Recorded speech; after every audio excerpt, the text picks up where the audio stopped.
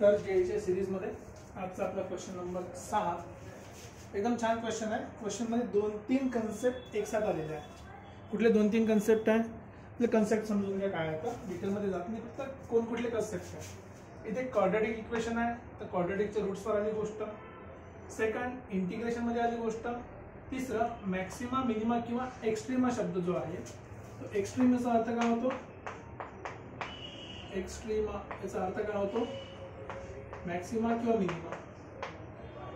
एक्स्ट्रीमाचा अर्थ काय होतो एक तर मॅक्सिमा असेल किंवा मिनिमा असेल.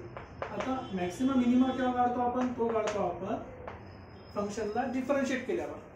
म्हणजे आपल्याला इंटिग्रेशनच्या आतमध्ये जाऊन काय करायचं डिफरन्शिएशन. बस हेच कन्सेप्ट आहे, त्याला आपण सॉल्व्ह करूया. सो फंक्शन आपल्याकडे आहे त्याचं डेरिव्हेटिव्ह f' आणि हा डिफरन्शिएशन अंडर इंटिग्रल आहे. पहिले एक्स स्क्वेअरची व्हॅल्यू डायरेक्ट पुट करा इथे. तो झाला एक्स स्क्वेअरचा square minus 8 into x square plus 15 into ईचा पॉवर एक्स स्क्वेअर आणि एक्स स्क्वेअरचा डेरिव्हेटिव्ह 2x. आता जर तुम्ही 0 पुट केला इथे आणि 0चा डेरिव्हेटिव्ह घेतला तर डेरिव्हेटिव्ह राहणार आहे 0 इंटू समथिंग सगळं 0. तर सेकंड टर्म येणार नाही इथे. ऍक्च्युअली सेकंड टर्म असते पण ती येणार नाही आहे कारण की 0 आहे. ठीक आहे. हे f' आहे आणि f' काय व्हायला पाहिजे हमेशा एक्स्ट्रीमासाठी f' should be equals to 0. म्हणजे ही व्हॅल्यू का असली पाहिजे 0 असली पाहिजे. तर डिनॉमिनेटर इकडे मल्टिप्लाय झाला 0 होईल. तर बाकी काय राहिलं वरती बघा.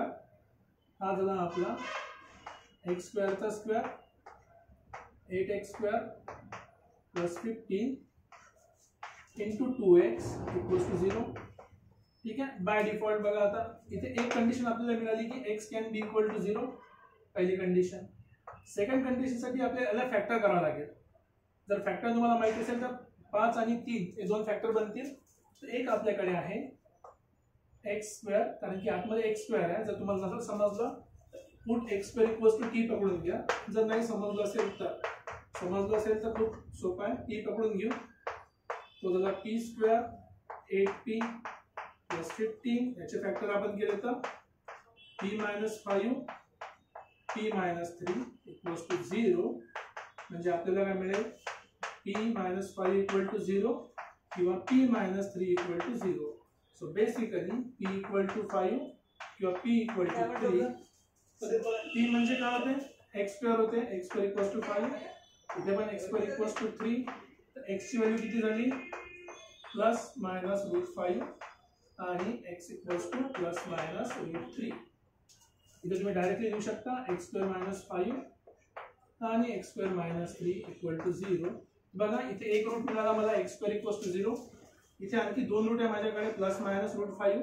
आणखी दोन रूट आहे माझ्याकडे प्लस मायनस √3. टोटल किती झालं आहे 1 2 3 4 5. 5 असे पॉईंट्स आहेत ज्या ठिकाणी फंक्शन कुठली व्हॅल्यू घेणार एक्स्ट्रीमाची. Answer is 2 5 is the correct answer. आता कोणी म्हणेल सर इथे होऊ शकते की पॉईंट एक्स्ट्रीमाचा नसेल मॅक्सिमा किंवा मिनिमा नसेल मधातला पॉईंट असेल. ते आपल्याला चेक करायसाठी फंक्शन इंटिग्रेट करावं लागेल. पण यांनी डायरेक्ट क्वेश्चन विचारला आहे की पॉईंट्स ऑफ एक्स्ट्रीमा किती आहे. तर सध्यासाठी आपल्याला एवढाच कन्सेप्ट अप्लाय करायचा आहे की derivative of a function equals to काय असला पाहिजे 0. तर आपलं करेक्ट आन्सर किती आहे number of solutions are 5 for where the extremum points are. Right. तशा प्रकारे आपण क्वेश्चन सॉल्व्ह केलेला आहे. काही डाऊट असेल तुम्ही कमेंट सेक्शनमध्ये लिहू शकता. ठीक आहे. भेटूया परत नेक्स्ट क्वेश्चनमध्ये.